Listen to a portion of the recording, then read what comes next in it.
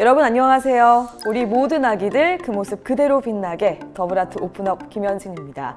자, 오늘도 지금 제 옆에는요, 우리 정우여 선생님과 함께 하겠습니다. 선생님 안녕하세요. 안녕하세요.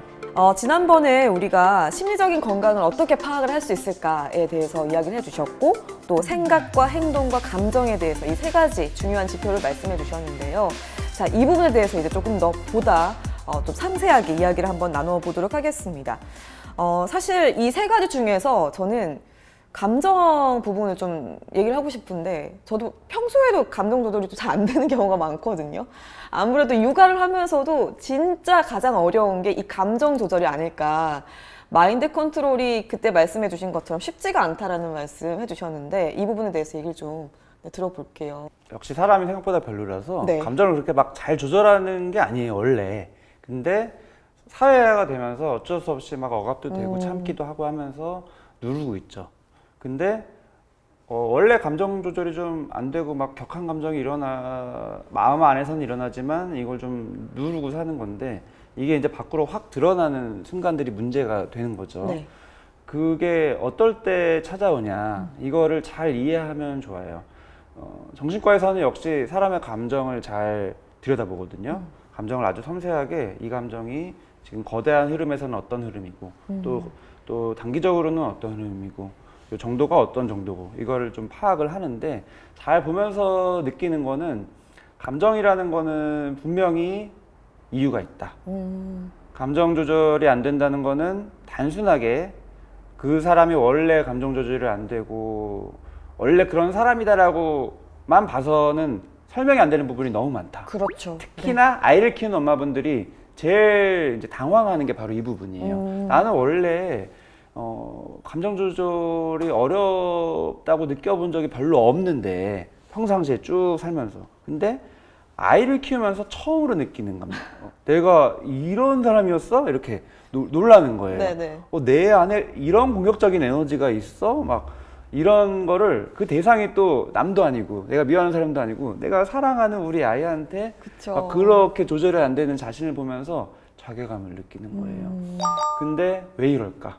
감정 조절이 왜 이렇게 안 될까를 잘 살펴봐야 된다는 거예요. 저도 지금은 이렇게 말씀드리지만 예전에는 이해를 잘 못했어요. 제가 아이를 직접 키우기 전에는 엄마분들을 그때도 이제 상담 통해서 만나보면은 아이의 상황도 다 다르고 개인의 얘기도 다르지만 공통적으로 많이 하시는 말씀들이, 나는 그런 아이한테 자꾸 화를 내요. 소리를 질러요. 그리고 돌아서면 너무 또 미안해요. 맞아. 이런 얘기를 막 많이 해요. 네. 그러면은 저는 의사니까 의사 같은 얘기를 막 하죠. 화내는 거는 아이한테도 안 좋고요. 부모한테도 뭐 자존감이 낮아지고. 전혀 도움이 안 되는 얘기 아니에요? 네네, 그렇죠. 그다음에 네. 자책감은 역시 마음이 너무 자존감이 낮아져서 아이한테도 독이에요. 막 이런 얘기를 했어요. 네. 표정이 별로 그렇게 좋은 것 같지는 않았는데 나중에 제가 아이를 키우면서 느낀 거죠. 아, 진짜 쓸데없는 얘기했구나. 너무 미안하다. 왜냐하면은 감정이라는 거는 내가 그러고 싶어서 일어나는 게 아니라는 거예요. 그냥 자연스러운 흐름이 있는 거고, 그럴 만한 이유가 있는 거고. 근데 엄마분들이 정말 공통적으로 그렇게 감정 조절이 안 되는 상태로 들어가게 되는 진짜 공통적인 이유, 제일 중요한 이유는 바로 신체적인 건강에 문제가 생겨요. 건강하지 않다라는 느낌까지는 안 오는데 신체적인 리듬이 훼손된 상태가 꽤 됐었을 때 나타나는 현상이에요. 네. 레지던트 때 얘기를 좀 드리고 싶은데, 네. 아무것도 모를 때라서 제일 잡일을 해요. 그래서 병원에 입원하신 분들 제일 아침 일찍 찾아가서 두 가지를 물어보고 정보를 얻어오는 게 저의 미션이었어요. 두 가지가 뭘까요? 뭘까요? 뭐 감정이 어떠세요? 이런 걸까요? 아닌 거예요. 뭐 기분은 어떠세요? 이런 게 아니에요. 잘 행복하세요? 잤어요? 이런 게 아니에요. 맞아요. 어. 잘 잤어요?예요. 네. 잘 잤어요? 이렇게 물어보고 와서 잘 잤습니다. 이렇게 보고하면은 저는 그날 깨지는 거예요. 이렇게 대충 하면 안 돼요. 아, 그래요? 잠이라는 거가 네. 아주 디테일하게 파악을 할 게 있고요. 네. 그 다음에 또 한 가지, 먹는 거. 아, 먹는 어제 하루 동안 먹는 게 어땠는지. 역시 뭐 잘 먹었어요 하면은 깨져요. 아주 디테일하게. 잠이라는 것만 봐도 아주 구체적으로 우리가 알 수 있어요. 우선 크게 세 가지예요. 잠을 드는 데 시간이 얼마나 걸렸냐. 불면증이 보통 잠드는 데 시간이 오래 걸리는 거죠. 네. 그 다음에 잠은 들었는데 중간에 또 깰 수 있잖아요. 그렇죠. 그 깨는 숫자가 또 달라요. 한 번도 안 깨는 통잠도 있겠지만 중간에 몇 번 깼냐. 그 다음에 또 한 번 깼었을 때 다시 잠을 자는데 시간이 얼마나 걸리냐. 그렇죠. 이런 것도 있고. 그다음에 이제 세 번째로는 이제 끝쪽 깨어날 때쯤에 내 생각보다 내 어떤 계획보다 너무 빨리 깨어나는 거. 새벽에 막 일어난 다음에 잠이 안 오고 이런 거 역시도 문제예요. 그래서 이런 세 가지 또 더 있어요. 내가 잠을 잤고 낮 동안의 활동이 이 잠 때문에 어떤 영향을 받았는지, 잠을 푹 못 자서 뭔가 피곤하거나 졸리거나 이랬는지, 그렇죠. 아니면 괜찮았는지 이런 것들을 아주 디테일하게 물어봐야 되는 거고요. 그다음에 먹는 것도 내가 아침, 점심, 저녁 뭐 몇 끼 먹었는지, 간식 뭐 먹었는지, 양도 어느 정도 양으로 밥을 진짜 구체적으로 물어봐야겠어요. 밥을 한 공기 먹었는지, 2분의 1 공기 먹었는지, 3분의 2 공기 먹었는지, 뭐 와. 4분의 3 공기 이런 거. 네. 그다음에 그냥 먹었는 게 아니고 입맛이 있어서 막 먹었는지, 막 억지로 꾸역꾸역 먹었는지 네. 이런 것들을 다 조사해서 이제 제공을 하는 거예요. 그러면은 교수님이 딱 보면 알아요. 먹고 자는 것만 봐도 지금 어떤 정도구나 마음의 상태를 알아요. 그게 진짜 중요한 두 가지 지표인 거예요. 먹고 자는. 근데 이게 잘 생각해 보면은 우리가 본능적으로 알아요. 그래서 아이를 키울 때 가르쳐 주지 않아도 제일 먼저 신경 쓰는 게 바로 이거예요. 우리 아이가 태어나자마자 우리 아이 어떻게 먹여야 돼. 그다음에 태어나자마자 잠 잘 자야 돼. 이거는 뭐 아이뿐만 아니라 동물적인 기본이라서 반려동물 키우시는 분들도 마찬가지. 반려동물 키울 때 잘 자고 잘 먹으면 우선은 괜찮은. 맞아요. 네. 거기서 문제가 생기면 뭔가 건강에 문제가 생긴. 그렇죠.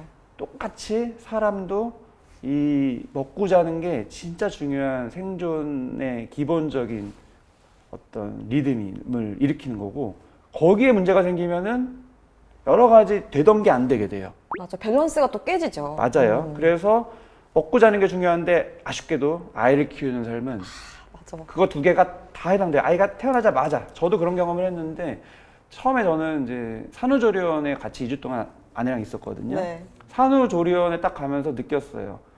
이제 아내가 산후조리하고 나도 거기 이제 좀 잘 돼 있을 테니까 나도 좀 쉬자. 나도 좀 조리하자. 근데 딱 들어가자마자 깨달았죠. 이게 산후조리원은 말이 잘못됐구나. 조리를 할 수가 없어요. 왜냐면은 밤이고 낮이고 계속 수유콜이라고 이제 아이를 데려다가 젖 먹이라고. 저는 남편이지만 옆에서 그걸 거들어야 돼요. 뭐 잘 수 없죠. 그래서 못 자고. 여기서부터 2주만 그랬는데도 이미 많이 뭔가가 깨지는 느낌을 받더라고요. 그렇겠다. 그래서 되게 힘들고 막 스트레스 받고 그래서 이제 집에 2주가 지나고 왔어요. 그때 또 깨달았죠. 산후조리원은 천국이었구나. 아이도 봐주고 뭐 이런저런 것도 해주고. 근데 집에 오니까 오롯이 우리가 다 해야 되는 그렇네요. 거예요. 근데 저는 같이 했는데 많은 분들이 또 엄마 혼자 하는 경우도 많고. 그래서 자지도 못하고 또 먹지도 못하고. 먹지도 못하는 게 진짜 또 중요한 문제예요. 하루 3끼 먹는 게 별거 아닌 것 같지만 진짜 규칙적으로 에너지를 넣어주는 것만 해도 사람은 어떤 안정감을 가지는데, 그게 불규칙해지는 순간 뭔가 빨간불이 막 들어오는 거예요. 그래서 잘 먹어야 되는 문제는, 아이는 태어나자마자 2시간마다 먹거든요.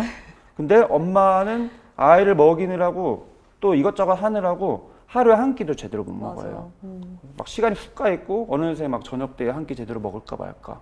이런 식으로 되는 게 하루 이틀도 아니고 계속 가다 보면은 결국에는 이 먹고 자는 리듬이 깨지면서 이 현상이 이제 나타나는 거예요. 제일 중요한 현상으로 감정 조절이 안 되는 거가 있는 거죠.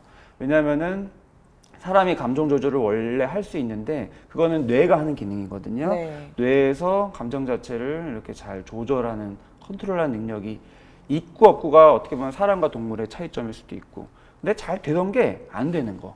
그 이유는 내가 뭔가 지금 리듬이 깨지면서 할 수 있는 걸 못하는 상태가 된 거예요. 근데 많은 분들이 이 상태를 이렇게 바라보는 게 아니라 내가 엄마인데 사랑하는 접근 아이를 방법을 키우면서 접근 방법을 이상하게 내가 이런 정신 상태로 어떻게 아이를 키우냐, 그러니까. 이렇게 감정 조절을 못해서 어떻게 부모가 되냐, 더 정신 똑바로 차려야겠다, 더 아이한테 좋은 역할을 하도록 노력해야겠다, 이런 식으로 또 잠을 줄이고 그럼 더 계속 타이트하게 더 타이트하게 쪼이고 그러면 이제 악순환 되는 거예요. 네. 그래서 뭐부터 신경 써야 되냐, 제일 먼저 강조드리고 싶은 게 바로 먹고 자는 패턴. 이건 어떻게 보면 동물적인 부분이에요. 사람은 동물적인 부분이 있고 아무리 감정 조절하고 싶어도 신체적인 어떤 한계 하에서 할 수밖에 없고 요즘에 코로나시고 네. 3년째 되잖아요. 네. 코로나 초창기 때는 많은 엄마분들이 그래 어차피 이렇게 된 거 내가 시간이 있으니까 직장 다니던 분들도 자택근무하면서 내가 평소에 못 해줬던 막 엄마표 반찬, 구척 반찬 해주자. 그다음에 막 엄마표 놀이 막 만들어서 막 해주는 식으로 막 했거든요. 그다음에 이제 SNS 막 올리고 좋은 엄마 역할하는 거 이제 공유하면서 좀 뿌듯해했어요. 근데 시간이 이게 계속 길어지는 거예요. 코로나가 그렇죠. 잠깐이면은 좀 그럴 수 있는데 계속 길어지면서 점점 그런 게시물들이 안 올라가요. 이게 힘들거든요, 이게. 힘들거든요. 근데 그때 문제가 단순히 그게만 문제가 아니라 진짜 문제는 몸이 힘들어지면서 뭐 내가 해줄 것만 못 해주는 게 아니라 감정 조절. 그래서 코로나 때 사실은 아동학대도 되게 많이 늘었고요. 그다음에 정신과에 오는 분들이 너무 많아졌고요. 이게 심리적인 부분에 영향을 너무 미친다는 증거인 거죠. 그래서 먹고 자는 패턴을 잘 관리하는 이 신체적인 관리하는 게 진짜 1번이다라는 얘기를 다시 한번 강조드리고 싶습니다. 네, 정말로 중요한 거, 잘 먹고 잘 자는 것, 이게 가장 기본이고 이 리듬이 깨지면 결국엔 또 감정 조절이 안 된다라는 말씀. 결국에는 뭐 균형 육아라고 하지만 이 균형이 나의 그 내 몸의 균형을 잘 맞추는 것도 참 중요하겠다라는 걸 다시 한번 느끼게 되는 것 같습니다. 저희 또 다음 시간에 또 다른 주제로 여러분들과 함께하도록 하겠습니다. 시청해 주셔서 고맙습니다.